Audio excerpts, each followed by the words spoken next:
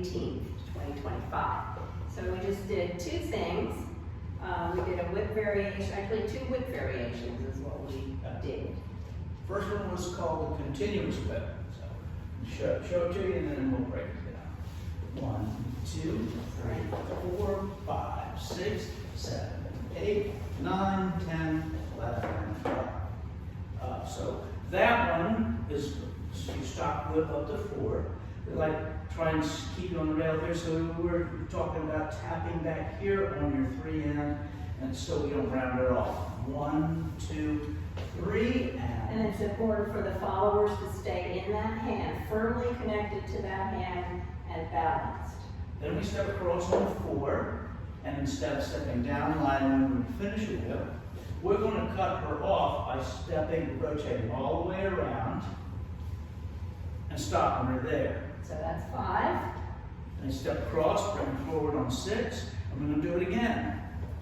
7, step across 8. Now we're going to finish out, and instead of cutting in front of her, we go down line. 9, 10, 11, and 12. So for the followers, pretty easy for us really. Go before, 1, 2, 3, and 4.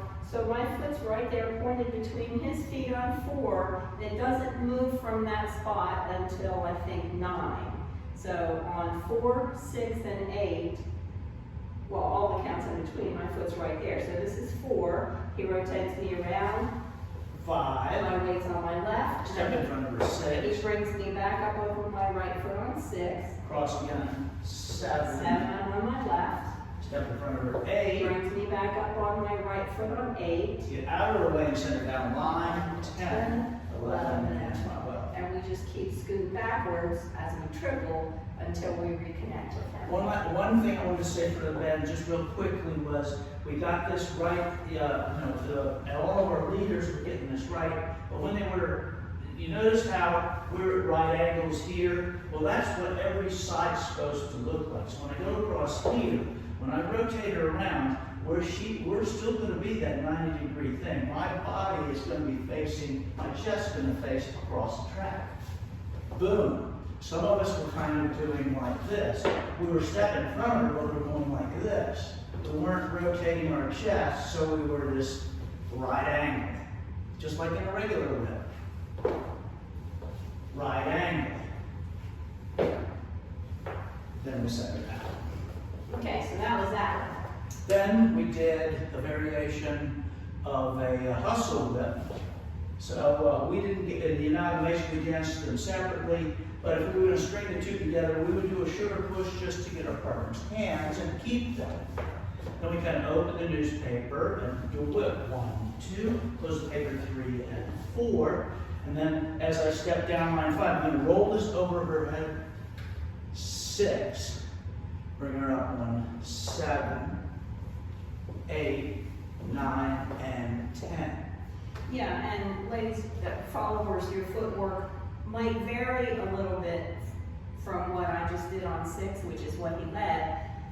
It will vary according to the lead. So don't worry about where your feet are or when you're tripling, as long as you end up stretched away on your left foot. The only other thing I wanted to mention to the leaders on that second move was that we were doing it very well, but on the out, we don't want to raise this hand as we're sending her out. Probably want to start bringing it up as we bring her up on that foot. 1, 2, 3, and 4, 5, 6.